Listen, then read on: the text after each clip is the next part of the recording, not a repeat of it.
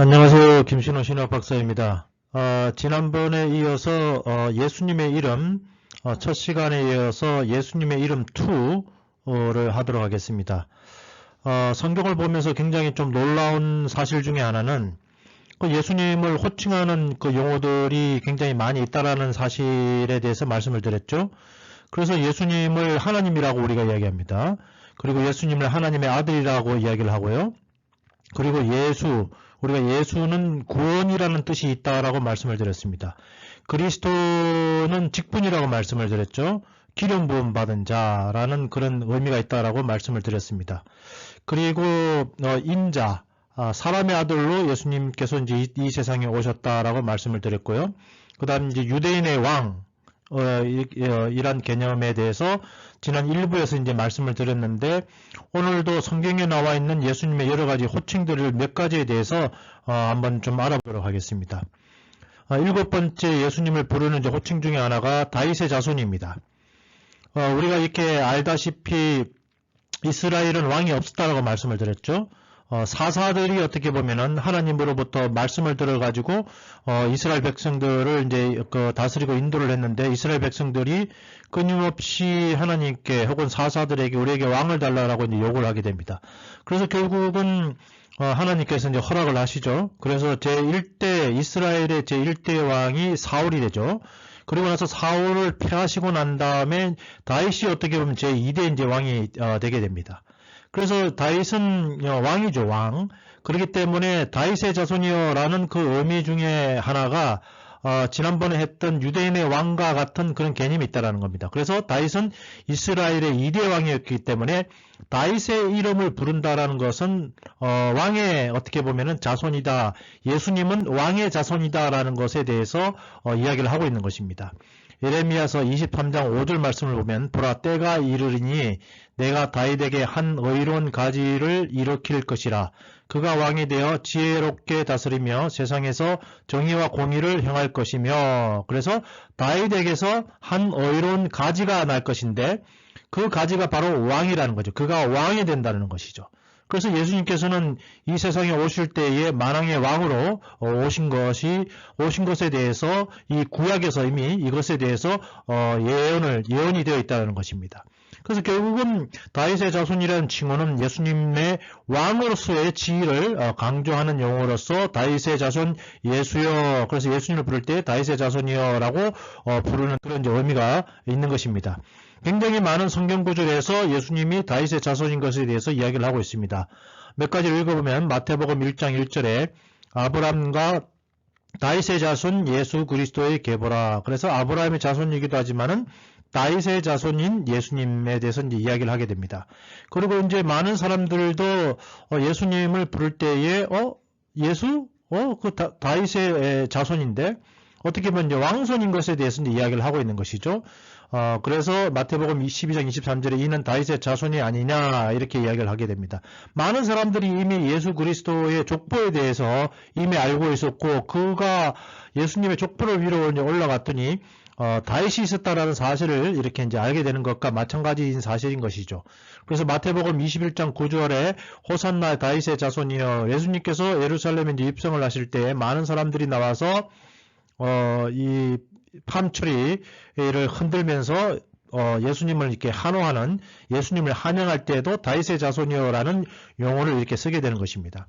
요한복음 7장 42절 말씀에 성경에 이르기를 그리스도는 다윗의 씨로 또 다윗이 살던 마을 베들레헴에서 나오리라 하지 아니하였느냐 하며, 그래서 굉장히 많은 이제 성경에 있는 그 구약에 있는 예언들이 예수 그리스도 메시아는 다윗의 씨로 날 것인데, 다윗이 결국 왕이라는 것이죠.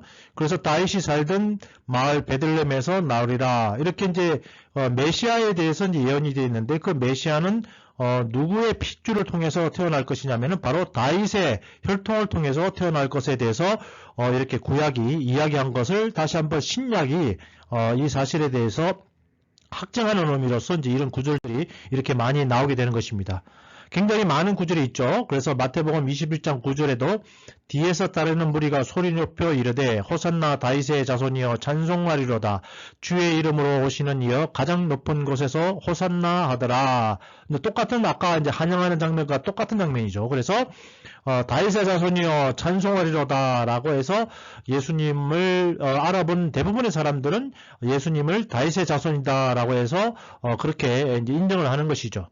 로마서 1장 3절에도 그의 아들에 관하여 말하면 육신으로는 다윗의 혈통에서 나셨고, 그래서 어떻게 보면 이제 이런 면들은 이 다윗의 자손이라는 이 의미에 왕으로서 오신 그런 면도 있고, 그리고 이제 인간 어떻게 보면 인자로 오신 것에 대해서 핏줄을 통해서 이렇게 예수님께서 나오신 것에 대해서 이제 이야기를 하시는 것이죠. 그래서 예수님이 피를 가지고 태어나셔야지 피를 흘릴 수 있고 그 피로 말미암아 인간의 죄사함을 받을 수 있기 때문에 이런 면들을 이제 강조하게 되는 것이죠. 그러나 이제 다윗의 자손으로 오시긴 했지만은 또 다른 말씀을 통해서 예수님은 다윗이 있기 이전부터 계셨던 분인 것에 대해서 이야기하면서 결국은 그가 다윗의 자손이긴 하지만은 거꾸로 말해서 다윗이 있기 이전부터 있었던 또 하나님이라는 사실에 대해서도 성경이 이야기를 하고 있습니다. 마태복음 22장 45절 말씀에 다윗이 그리스도를 주라 칭하였은즉 어찌 그의 자손이 되겠느냐 하시니, 다윗의 자손으로 오시긴 했지만은 다윗이 있기 이전부터 어떻게 보면은 다윗이 그리스도를 주라 칭했다라고 이야기하는 것이죠. 예수님을 주님이라고 칭했다라는 것이죠. 그렇기 때문에 다윗이 있기 이전부터 계셨던 분인 것에 대해서 성경이 다시 한번 이런 이야기들을 하게 되는 것입니다. 그래서 예수님은 다윗의 자손으로 오셨다라는 것에 대해서 말씀을 드리겠고요. 또 여덟 번째, 예수님을 호칭하는 단어로서 하나님의 종이다. 예수님은 이제 하나님이다 혹은 하나님의 아들이다라고 말씀을 드린 적이 있습니다. 그런데 또 다른 관점으로 봐서 예수님은 하나님의 종으로서 이 세상에 오신 것에 대해서 이야기를 하고 있는데, 특별히 이제 고난받는 종. 참 종이라는 것이 무엇입니까? 주인이 하라는 대로 하는 그런 사람인 것이, 그런 사람을 종이라고 이제 부르는 것이죠. 그래서 예수님은 하나님과 동등한 그런 하나님이셨지만은 아버지께서 나를 보내셨다. 아버지의 일을 하기 위해서 내가 보냄을 받았다라고 해서 어떻게 보면은 동격이긴 하지만은 하나님의 일을 하나님께서 그에게 말씀하신 바를 그대로 이루기 위해서 그 일을 하셨던 종의 이제 이런 개념들이 많이 나오게 되는 것입니다. 이사야서 53장 11절 말씀에 나의 의로운 종이 자기 지식으로 많은 사람을 어렵게 하며 또 그들의 죄악을 친히 담당하리로다. 결국은 이 의로운 종이 누굽니까? 바로 예수님이죠. 그래서 예수님이 나중에 오실 텐데 그 예수님이 어떤 일을 위해서 오신다고요? 인간의 죄악을 담당하기 위해서 올 것이다 라고 이렇게 이제 이사야 구약에서 이렇게 예언이 되어 있는 것이죠. 그리고 나서 이제 예수님께서 이 땅에 이제 오셨을 때에 하나님께서 예수님을 보고 또 종이라는 말을 합니다. 마태복음 12장 18절 말씀에 보면 보라 내가 택한 종 곧 내 마음에 기뻐하는 바 내가 사랑하는 자로다. 어떨 때는 이제 다른 구절에 보면은 또 하나님께서 예수님을 보시면서 내 사랑하는 아들이다라고 이렇게 말씀하신 그런 구절도 많이 있는 반면에 또 하나님께서 보라 내가 택한 종이다라고 이야기를 하게 되는 겁니다. 그래서 택해서 보낸 그 종이 결국은 아버지께서 하나님께서 그에게 시킨 모든 임무들을 완성한 그런 이제 개념으로 봤을 때는 이 종이라는 단어를 이렇게 이제 쓰게 되는 것이죠. 사도행전 4장 27절 말씀에도 과연 헤롯과 본디오 빌라도는 이방인과 이스라엘 백성과 합세하여 하나님께서 기름 부으신 거룩한 종 예수를 거슬려, 그래서 계속해서 이 예수님을 종이다, 하나님의 종이다라고 이야기를 이렇게 하게 되는 것입니다. 그래서 또 다른 이 사도행전 등등을 통해서도 끊임없이 예수님이 누구냐, 예수님은 하나님의 종이다, 하나님께서 원하시는 바를 이루기 위해서 그 일을 완수하기 위해서 보냄을 받은 자인 것에 대해서 이야기를 하게 되는데, 특별히 피 흘리시고 고난받은 그런 모습들에 대해서 이제 이야기를 하게 되는 것입니다. 사도행전 3장 13절 말씀에 아브라함과 이삭과 야곱의 하나님 곧 우리 조상의 하나님이 그의 종 예수를 영화롭게 하셨느니라. 그래서 하나님이 그의 종, 하나님의 종인 예수를 영화롭게 하셨다. 그래서 결국은 이제 이 구절에서는 이미 이제 예수님께서 모든 임무를 마치시고 아버지의 우편에 가셨죠. 그래서 하나님께서 예수님을 영화롭게 하셨습니다. 그러면서 이제 그러나 하나님이 그의 종 예수를 영화롭게 하셨느니라 라고 해서 하나님의 임무를 맡기신 그런 종된 모습의 예수님을 다시 볼 수 있는 것이죠.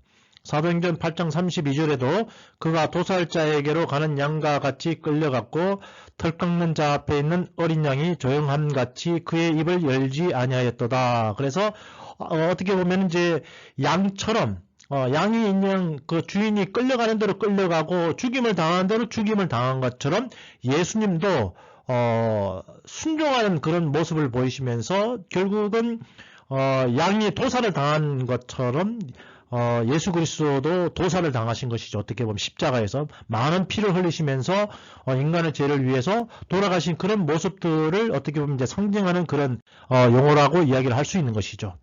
그래서 이제 빌립보서 같은 경우에는 그가 우리가 이제 2장 6절에서 8절 말씀을 보면 그는 근본 하나님의 본체시나 하나님과 동등됨을 취할 것으로 여기지 아니하시고 그래서 하나님하고 동등하신 분이시라는 것이죠.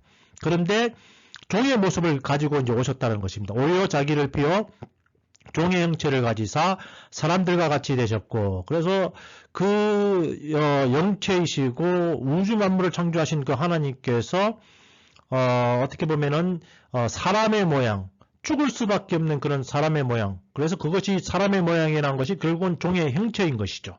그래서 종의 형체를 가지사 사람들과 같이 되셨고 사람의 모양으로 나타나사 자기를 낮추시고 죽기까지 복종하셨으니 곧 십자가에 죽으심이라.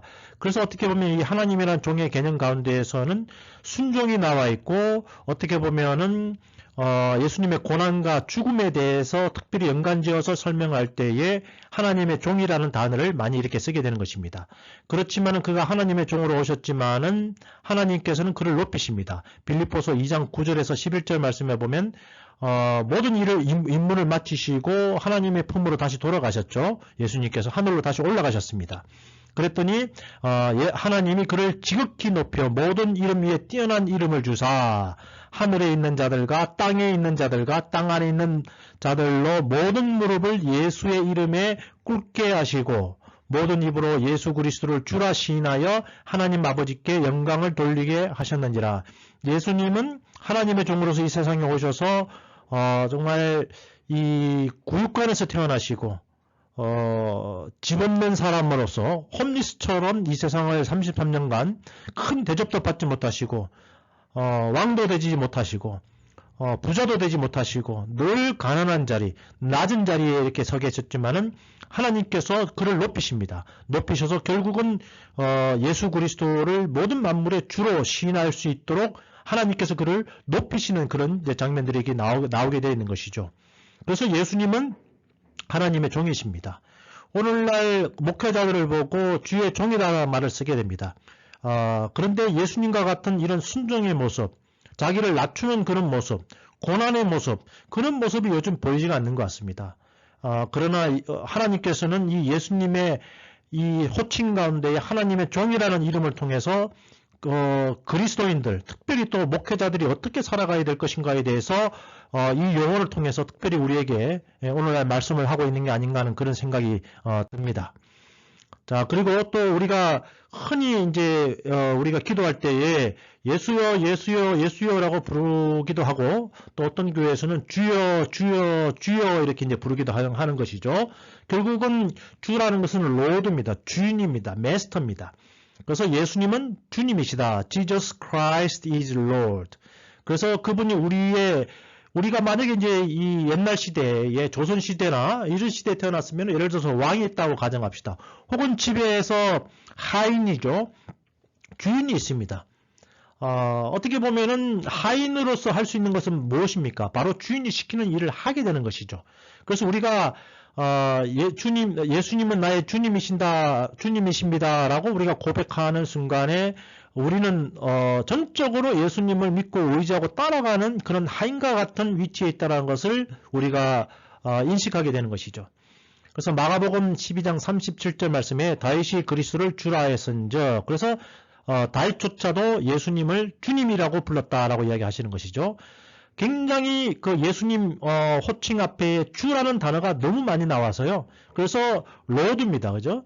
마가복음 16장 19절에도 주 예수께서 그냥 예수님이라고 말씀을 하시면 될 텐데, 예수님은 우리의 주님이시기 때문에 로드, 우리의 주인 되시는 것이죠. 우리의 왕이 되시는 것이죠.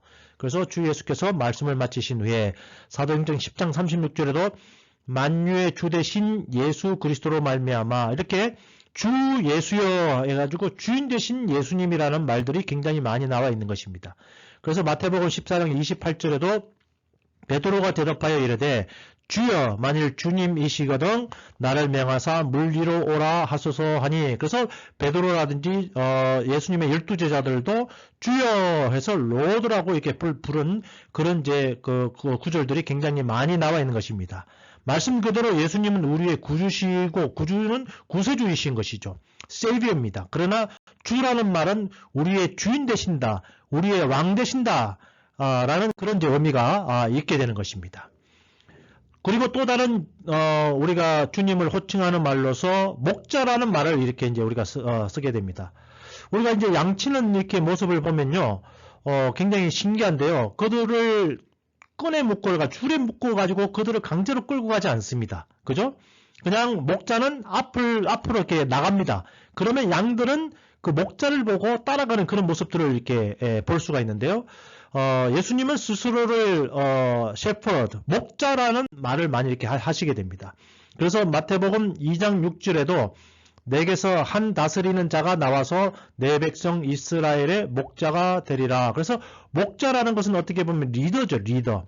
그래서 그 리더가 있으면 리더를 보고 따라가는 것이죠. 조금 전에도 말씀드렸다시피 양들이 이 목자가 있으면 목자가 지팡이를 가지고 어느 쪽으로 이렇게 걷게 되면은 양들이 따라가는 그런 모습들을 보게 되는데, 결국은 주님은 내 목자십니다라고 말을 하는 것은 바로 뭐냐면은 우리는 양입니다. 그래서 우리는 양이요 주님은 목자이십니다. 그래서 우리가 주님을 따라가게 되면은 적과 꿀이 흐르는 또 목초 푸른 초목으로 우리를 인도하시는 그런 분인 그런 개념에 대해서 이야기를 하고 있는 것이죠. 히브리서 13장 20절 말씀에도 양들의 큰 목자이신 우리 주 예수, 그래서 목자이신 예수, 그리고 또 우리 주, 조금 전에 나왔던 것처럼 Lord Jesus Christ라는 말이 나오는 것이죠. 요한복음 10장 11절 말씀에 나는 선한 목자라, 선한 목자는 양들을 위하여 목숨을 버리거니와. 그래서 이제 우리가 이제 이 목자, 예수님은 목자긴 목자신데 물론 악한 그런 목자들도 있겠죠. 그죠? 그러나 예수님은 스스로를 선한 목자다라고 이야기를 하시면서 선한 목자는 양을 살리기 위해서, 양들을 위해서 죽는 자가 바로 나다. 나는 바로 선한 목자다라고 이야기하시는, 결국은 예수님께서 십자가에서 피를 흘리시는데 그것은 예수님의 죄로 말미암아 예수님이 지으신 그 죄값을 치르기 위해서 십자가에 달리신 것이 아니라 모든 양들의 죄들을 대속하기 위해서, 양들을 위해서 어떻게 보면 목숨을 이제 바치시는 것이죠. 그래서 예수님은 선한 목자다라고 이렇게 이야기를 하고 계시는 것입니다. 요한계시록 7장 17절 말씀에도 이는 보좌 가운데에 계신 어린 양이 그들의 목자가 되사 생명수 샘으로 인도하시고, 그래서 목자의 역할이 바로 뭐냐면 푸른 초장으로 양들을 인도하는 것입니다. 그리고 물이 있는 곳으로 인도해서 양들을 보살피고 살피는 그런 역할을 하는 것이 바로 목자라는 것이죠. 그래서 우리가 시편 23편에도 주는 내 목자시니라는 그런 구절이 있습니다. 그죠? 그래서 우리가 참된 양이라고 한다면은 아무 걱정과 근심을 할 필요가 없는 것이, 내가 내일은 어디 가서 무엇을 먹지? 내가 내일은 어디 가서 물을 마시지? 이런 걱정을 양들이 할 리가 없는 것이죠. 그들은 전적으로 목자를 의지하는 것입니다. 목자는 양들을 위해서 책임을 지게 되고, 그러나 우리 이 선한 목자이신 예수님은 우리를 위해서 목숨까지 버리시는 그런 분이시기 때문에 참된 목자이신 예수님을 따라와야 된다는 그런 의미가 이 목자라는 개념에 담겨져 있는 것이죠. 굉장히 이제 많은 이제 그 예수님을 지칭하는 호칭들이 많이 이렇게 성경에 나와 있는 것을 볼 수 있습니다. 그 중에 또 하나가 뭐냐면은 예수님은 포도나무인 것입니다. 우리가 이 그림을 보게 되면 이제 포도나무가 이렇게 있게 돼 있죠. 그래서 Jesus is the vine. 예수님은 어떻게 보면 포도나무인 것입니다. 그런데 이제 우리는 누구냐? I as a believer am a branch. 우리는 가지라는 것이죠. 저도 어릴 때에 아버지께서 사과나무를 이렇게 심으셔가지고 사과를 키우셨습니다. 그런데 이제 봄철이 되면은 점정을 한다고 그러는데 열매를 맺는 가지와 열매를 맺지 않는 가지를 이렇게 구별을 해가지고 열매를 많이 못 맺는 가지는 이렇게 잘라버립니다.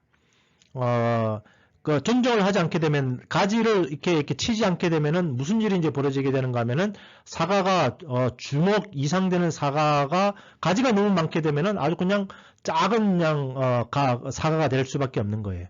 자, 그런데 이제 우리 믿는 자들은 포도나무에 붙어 있는 이 가지라는 것입니다.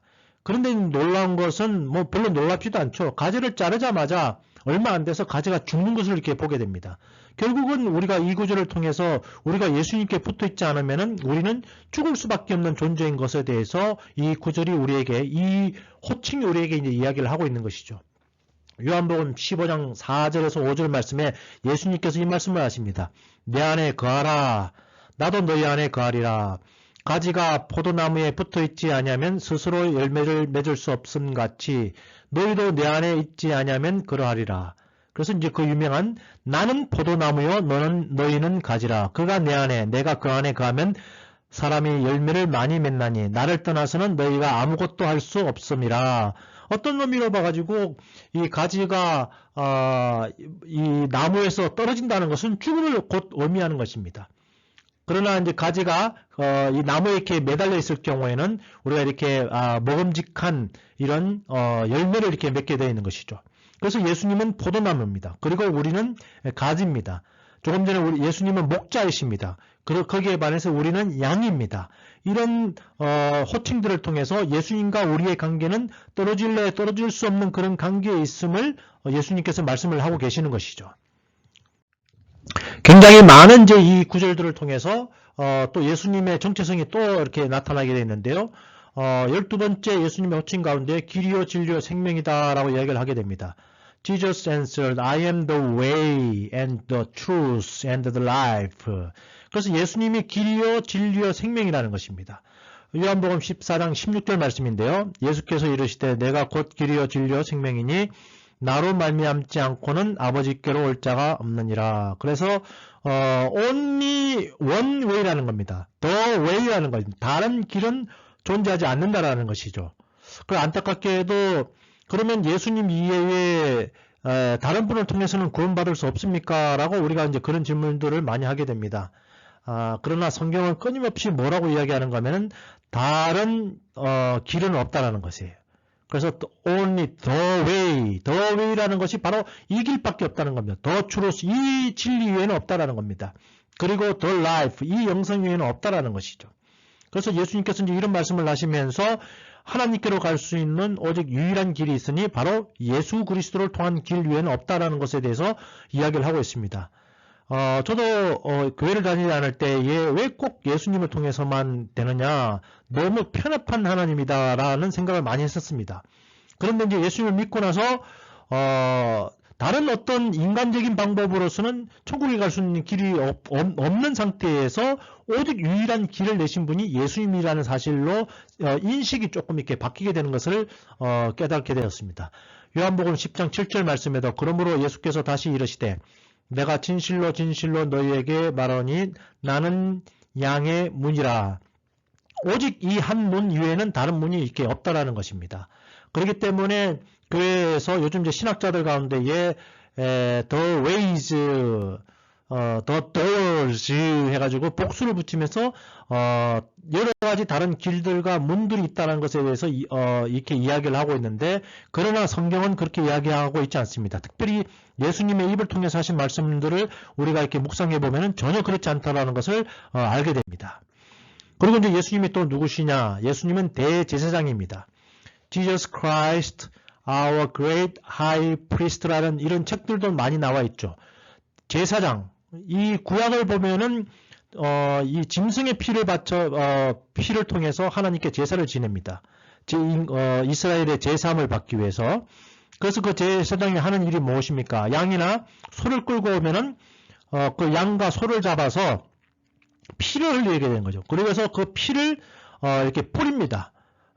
그래서 그런 일들을 통해서 어떻게 보면은 이스라엘 민족의 죄를 어떻게 보면 사하는 그런 일들을 하게 되는데, 예수님은 이 피와 연관이 있기 때문에 대제사장이라고 부릅니다.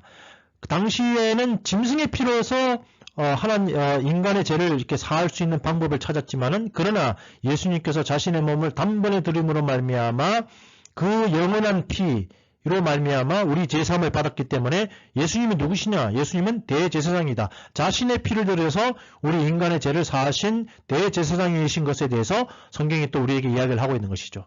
히브리서 3장 1절에 우리가 믿는 도리의 사도이시며 대제사장이신 예수를 깊이 생각하라. 그래서 예수께서 흘리신 그 보혈로 말미암아 인간의 죄를 사한 그런 것이 구약에 있는 대제사장의 개념과 어느 정도 관련이 있기 때문에, 깊은 연관성이 있기 때문에 대제사장으로 오신 예수님에 대해서 성경이 또 이렇게 이 용어를 통해서 강조하고 있는 것이죠.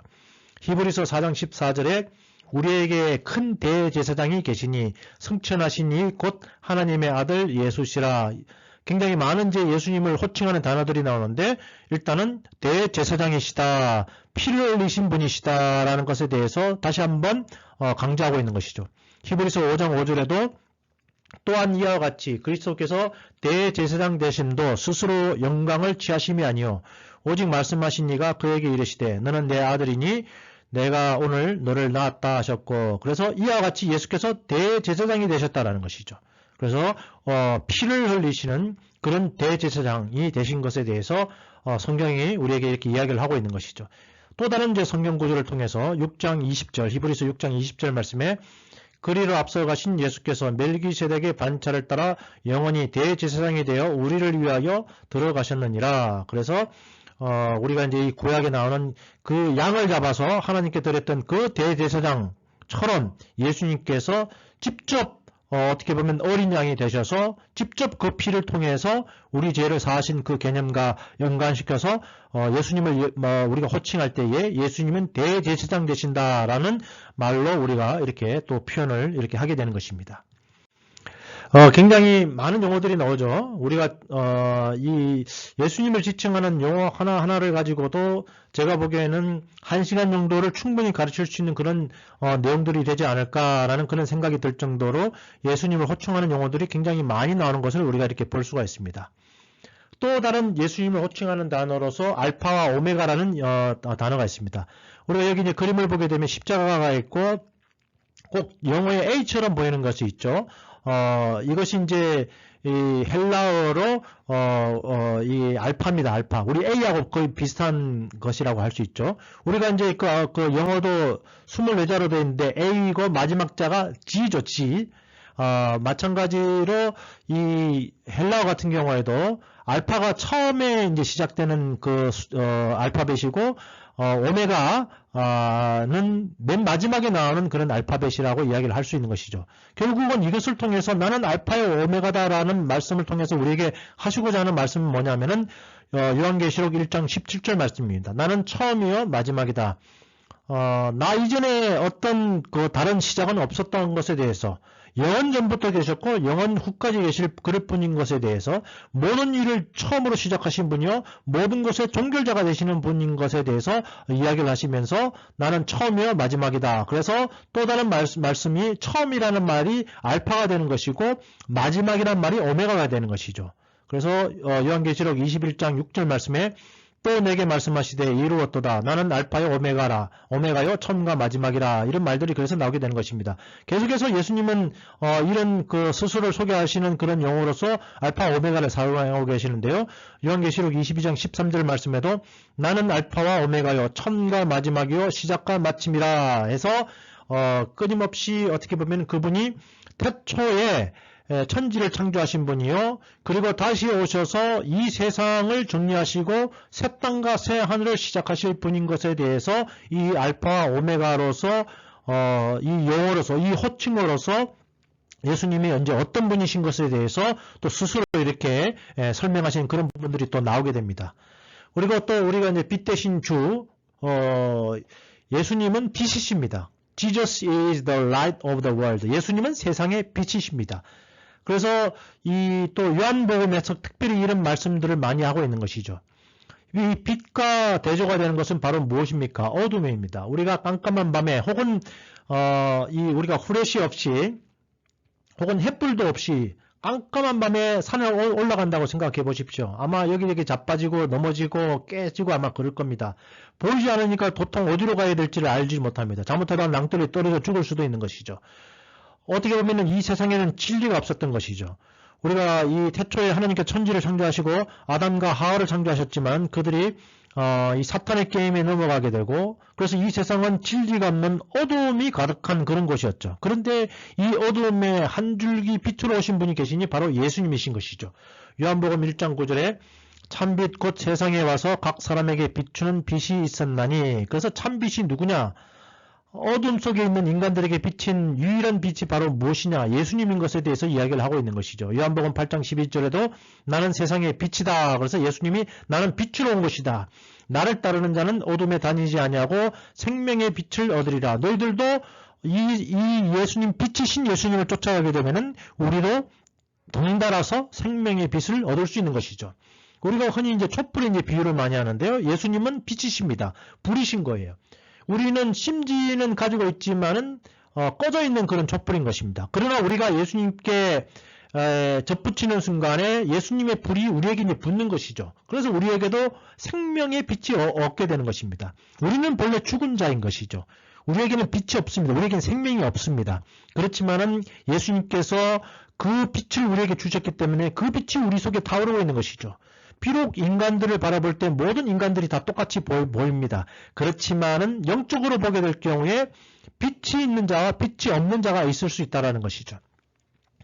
요한복음 9장 5절에 나는 세상에 있는 동안에는 세상의 빛이로다 이렇게 예수님 말씀하시면서 오직 이 세상을 비추는 유일한 빛이 있으니 그것은 바로 예수님이라는 것에 대해서 이야기를 하고 있는 것입니다. 여러분 혹시 어둠 속에 계십니까? 바로 이 빛이신 예수님을 쫓아가게 될 경우에 여러분들 마음속에 빛이 생명의 빛이 여러분 속에 타오르는 그런 경험을 하시게 될 것입니다. 또 다른 또 용어로서 예수님은 뭐라고 이야기하시는가 하면 생명의 떡이다라고 이야기를 하고 있습니다. 요한복음 6장 35절 말씀에 I am the bread of life. He who comes to me will never hunger. 그래서 또 예수님은 스스로 이렇게 말씀하신 나는 생명의 떡이다. 우리가 이게 밥을 먹지 않으면 배가 고프죠.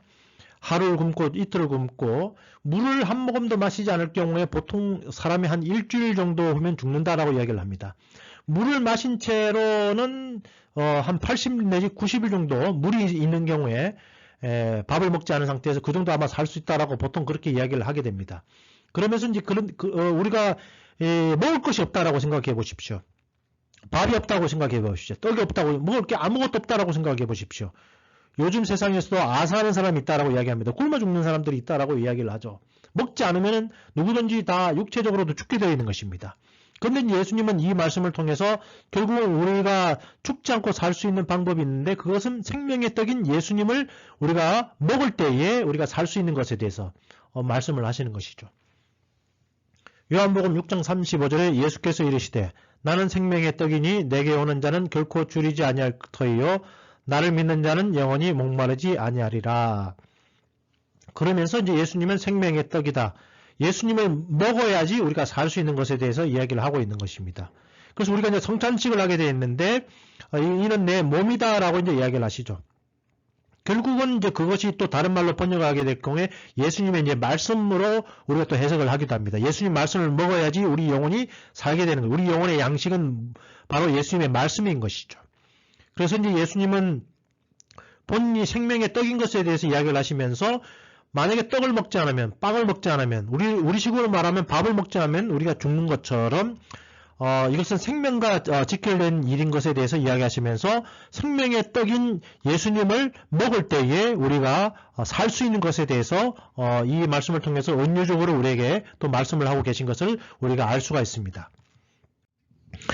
예, 이 예수님의 호칭에 대해서 이야기를 하다 보니까 저도 이제 숨이 차고, 왜냐하면 너무나 많은 그 용어들이 이 예수님에 대해서 이야기를 하고 있는데 그거 하나하나의 의미를 다 우리가 살펴보고 알려고 하니까 이제 굉장히 그 예수님의 호칭 문제를 우리가 심각하게 한번 생각해 봐야 되겠다는 생각들이 굉장히 이렇게 많이 들게 됩니다. 자, 또 다른 예수님의 호칭이 있으니 어린 양입니다. 요한복음 1장 29절에 이튿날 요한이 예수께서 자에게 나오심을 보고 이르되 보라 세상죄를 지고 가는 하나님의 어린 양이로다. 그래서 예수님은 어린 양으로 이 세상에 오셨습니다. 자, 여기 양 한 마리가 있죠. 다리가 묶여 있습니다. 이제 아마 얼마 되지 않으면은 아마 양의 목에 칼을 열 것이고요. 그 양의 목에서 아마 엄청나게 많은 피가 이렇게 흘러나게 될 것입니다. 이것은 세상죄를 짊어지고 갈 그 죄 문제 때문에 어떻게 보면 피가 이렇게 나오게 되어 있는 것이죠. 그래서 예수님은 이 어린 양과 같이 모든 인류를 위해서 피를 흘리실 그런 분이시기 때문에 예수님을 바라볼 때에 특별히 세례요한 같은 경우에는 영안이 열린 자죠. 그래서 모든 사람들은 예수님을 바라봤을 때 당시에 예수님이 30세 정도 되셨는데 다른 사람들은 다 요셉의 아들 예수, 그리고 이렇게 목수인 예수에 대해서만 이야기를 하게 됩니다. 그러나 세례요한은 영안이 열려서 예수님을 바라볼 때에 세상죄를 짊어지고 가는 하나님의 어린 양, 죄를 담당할 분인 것에 대해서 이 세례요한이 이야기를 하게 됩니다. 많은 구절들이 또 이 말씀을 이제 증거하고 있는데요. 요한복음 1장 36절에 예수께서 건의심을 보고 말하되 보라 하나님의 어린 양이로다. 그래서 어린 양인 것에 대해서 이야기를 하고요.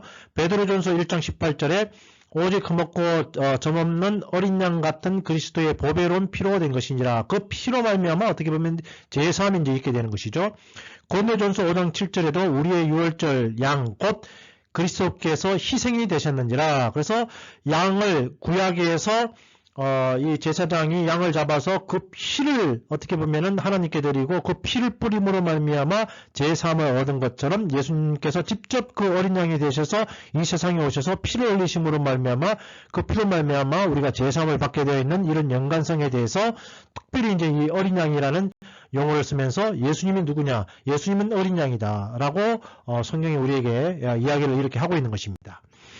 사도행전 8장 32절에도 그가 도살자에게로 가는 양과 같이 끌려갔고 털 깎는 자 앞에 있는 어린 양이 조용함같이 그의 입을 열지 아니하였더라. 그래서 절대적으로 하나님께 순종하셔서 어린 양이 되신 것에 대해서 이야기를 하고 있고요. 요한계시록 7장 10절도 큰 소리로 외쳐 이르되 구원하심이 보좌에 앉으신 우리 하나님과 어린 양에게 있도다. 우리가 이런 찬양도 있죠.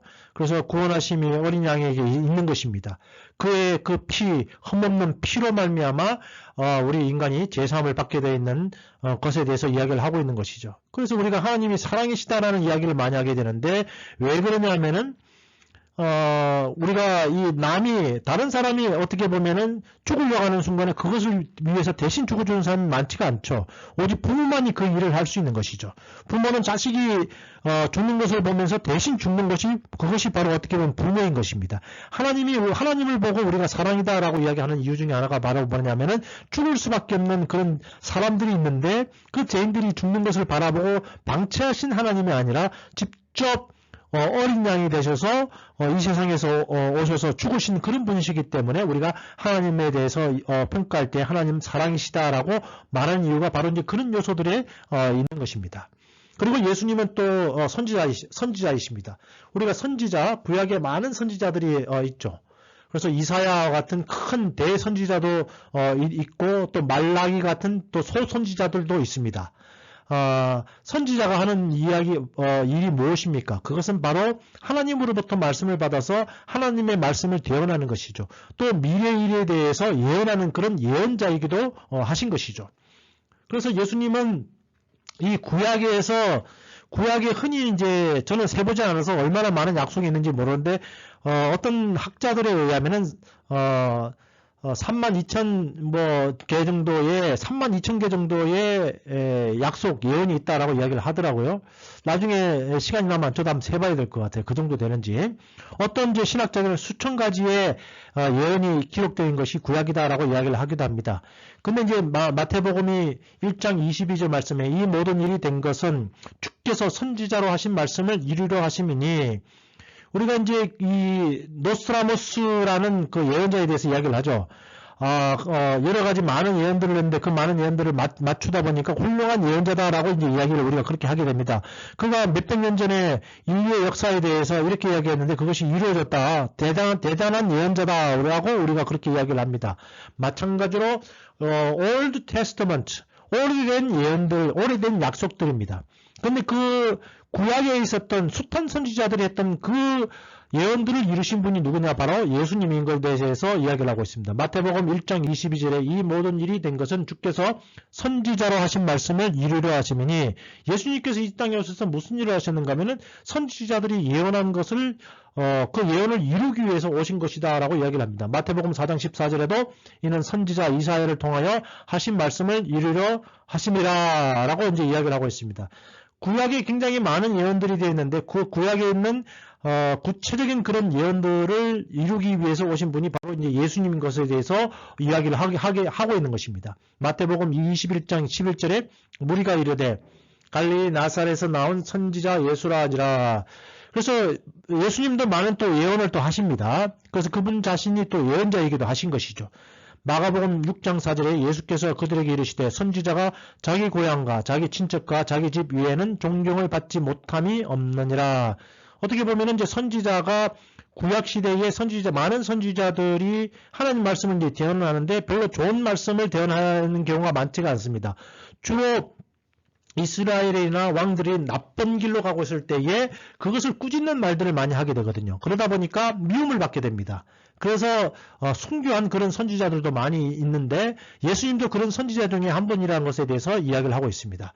요한복음 6장 14절에 그 사람들이 예수께서 행하신 이 표적을 보고 말하되 이는 참으로 세상에 오실 그 선지자라 하르라. 그래서 프라핏인 것에 대해서 이야기를 하고 있는 것이죠.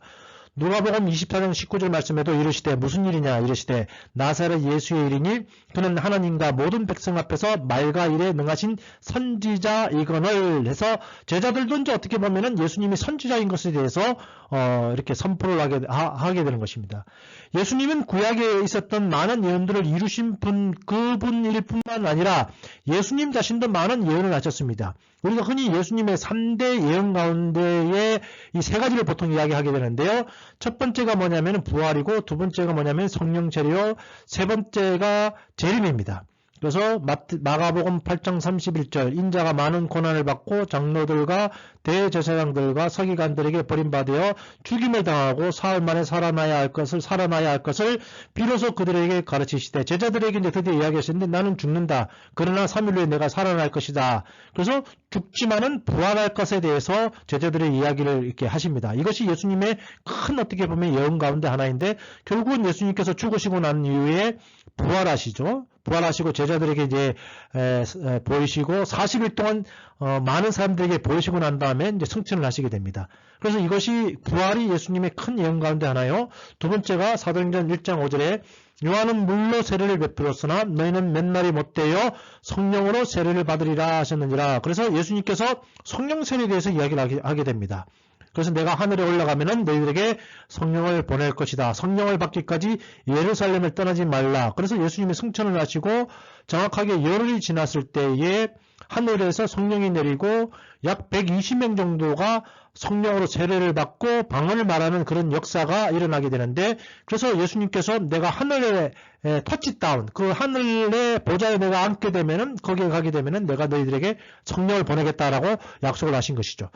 또 마지막 약속이 하나 남아있는데 바로 재림입니다. 사도행전 1장 11절에 갈릴리 사람들아 어찌하여 서서 하늘을 쳐다보느냐. 너희 가운데서 하늘로 올려지신 이 예수는 하늘로 가심을 본 그대로 오시리라. 그래서 예수님께서 언젠가 다시 오실 것에 대해서, 그래서 구약과 신약을 통해서 모든 예언들이 다 이루어졌고 오직 예수님의 재림에 관한 이 예언만 아직 남아있는 그런 상태라고 할 수 있습니다.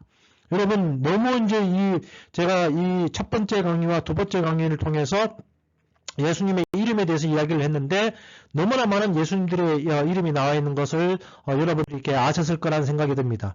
그 이외에도 나는 부활이다라고 이야기했습니다. 그리고 성령 세례자입니다. 성령을 보내실 분. 그리고 재림과 관련해서 나는 다시 오실 것, 나는 나중에 다시 올 거다라고 예수님께서 말씀하십니다. 태초에 말씀에 계셨다 해서 말씀으로도 우리가 이야기합니다. 예수님을 보고 의로운 자다, 거룩한 자다라고 또 이야기하기도 합니다. 그리고 예수님을 보고 머릿돌이라고 얘기합니다. 머릿돌이 무엇입니까? 큰 공사를 하고 난 다음에 조각 남은 돌이 있지만은 그 돌이 결국은 그 건물의 이름을 적는 그런 데 돌이 되는 것에 대해서 예수님이 머릿돌인 것에 대해서 이야기를 하게 되고, 예수님은 나중에 다시 오실 때 심판자인 것에 대해서 이야기를 하고 있고요. 중보자가 무엇입니까? 두 사람 끊어진 두 사람 사이의 관계를 이어주는 사람을 보고 중보자라고 이야기하죠. 하나님과 우리 사이의 관계가 끊어졌지만은 그 관계를 이어주신 분. 그리고 예수님은 교회의 머리입니다. 그리고 예수님은 첫째 아담과 비교해서 둘째 아담이다 이렇게 말을 하기도 합니다. 여러분, 이렇게 많은 용어들이 예수님의 호칭들에 대해서 이야기를 하고 있고, 그 호칭들이 결국은 뜻하는 바가 의미하는 바가 있는 것, 그리고 특별히 예수님께서 이 땅에 오셔서 하신 또 사역과도 깊은 그런 연관성이 있다라는 것을 여러분들이 아셨을 것이라 믿습니다. 이외에도 여러분들이 예수님의 호칭에 대해서 열심히 공부하셔서 그 호칭이 뜻하는 바가 무엇인지를 알고, 결국은 예수님의 정체성이 그 호칭에 나와 있는 것이고, 결국은 또 우리가 예수님께서 이루신 사역이 무엇이고 가르치심이 무엇인지를 이 이름을 통해서 우리가 알 수 있는 시간이었기 때문에 제가 예수님의 이름이라는 이 주제를 가지고 두 번의 강의를 이렇게 하게 된 것입니다. 여러분, 제 강의 들어주셔서 감사하고, 또 다른 또 시간을 통해서 여러분 만나도록 하겠습니다. 예, 감사합니다.